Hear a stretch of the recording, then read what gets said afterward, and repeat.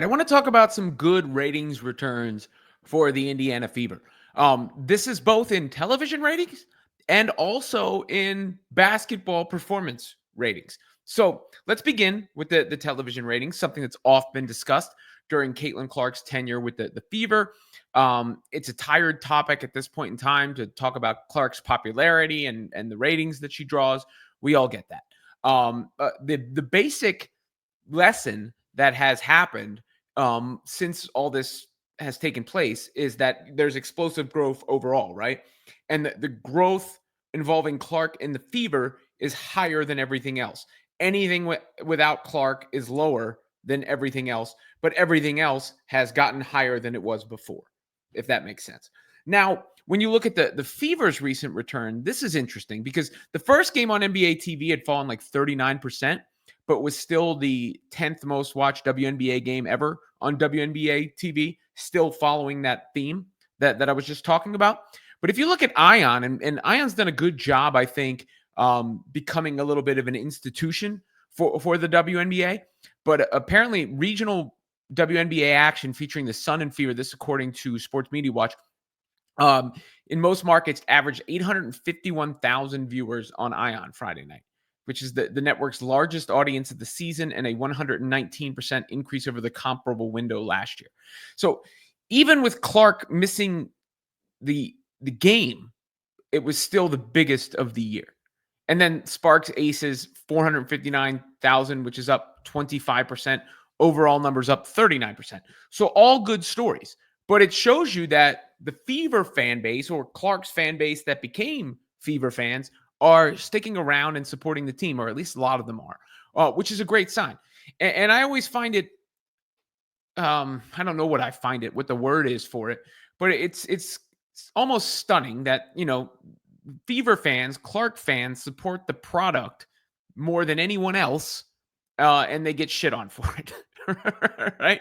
And I've said this even about the rest of the league. One thing I've noticed is that the fans who came in for Clark and followed the Fever have wound up watching the rest of the league and supporting the rest of the league and talking about Nafisa Collier and the MVP season that she is having right now. And by the way, Nafisa Collier is having a tremendous season. So shout out to her and the Lynx, as I was in the midst of talking about that right now. But definitely a positive story overall, right? Both for the league, again, that the numbers are up across the board for the league, and for the support around the Fever.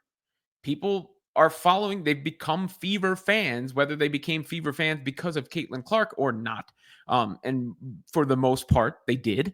I would assume that's pretty much common sense. They are sticking around to watch the Fever. Now let's go to the ratings on the basketball court, because this may catch some people by surprise.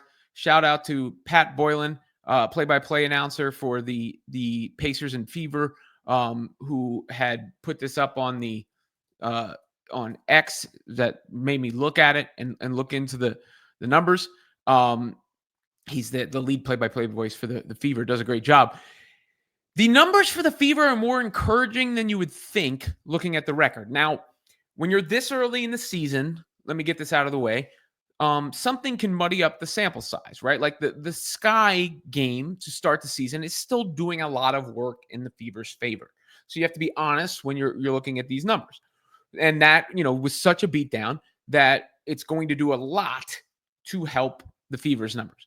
But regardless, I've mentioned that the Fever were second in net rating when Clark went down just to the Liberty. And we saw how they were neck and neck. And even since Clark has been out, if you look at the entire season, net rating, the Liberty above everybody else, the Lynx are second, the Fever are still third in the WNBA in net rating, which means offensive rating minus defensive rating, net rating. This is supposed to be the best statistical predictor of how good you are per possession, and therefore how good your team is. Probably a better indicator, especially early in the season, than record. And the Fever are third there. Then you have offensive rating, where they're fifth. That's obviously tumbled some since Caitlin Clark has gone out of the lineup. But they are fifth in offensive rating. The best story here is defensive rating, where they are third. The Fever are a much improved defensive team from a year ago. Very, very much improved from a year ago when you look at the defensive numbers, which is a great positive story for the Fever. And that's including all the games. And obviously, those numbers are better. The defensive number is even better when Clark is on the floor. Clearly, the offensive number is better when Clark is on the floor. And you just look at the way that their games, even their losses, and you could say they needed to beat the Sun, and no one's going to argue with you. They should have beat the Sun, right? Despite, some things going awry for them in that game. Aaliyah Boston's foul trouble, the Sidney Colson injury, they lost that game by 2 points. They lost to the Mystics by 6 points. That one's probably the most deceiving outcome, I would say, just because they were down more late. They lost to the Liberty by 2 points. They lost to the Dream by 1 point. So their biggest loss of the season is by 6 points. And then let's do the quick math on that. That's 2 plus 6, that's 8, plus 2, that's 10, plus 1, that's 11. What's 11 divided by 4? That's their average margin of defeat so far on the season. 11 divided by 4, 2.75 points. So they are losing games by by an average of 2.75 points, which goes to show you those games could swing either way. So overall, I think if you look at the television ratings and the viewership ratings, that's encouraging. Shows that the support did not jump out the window once Caitlin Clark had a quad injury.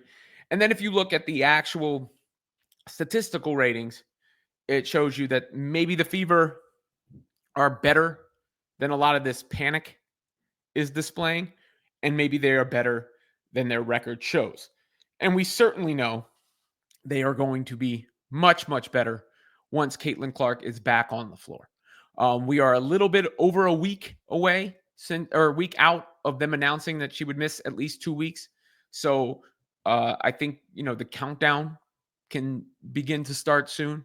Around this time next week, we should know, I would think, definitively whether she's going to be imminently returning or on the shelf a little bit longer. I hope it doesn't go beyond, let's say, 3 weeks, which still isn't, would only be 2 weeks from now at this juncture. It's such a short WNBA season, but it's also longer than it was. So let's say Clark misses 4 games. She plays the same amount of games as last year, essentially. Maybe it goes a couple beyond that, but you get the point. These numbers to me tell me, perhaps even myself at times too, we get a little too involved emotionally rather than analytically. But we'll see. They got to win some games too. I mean, it's all nice. Eventually, it's got to show in the standings.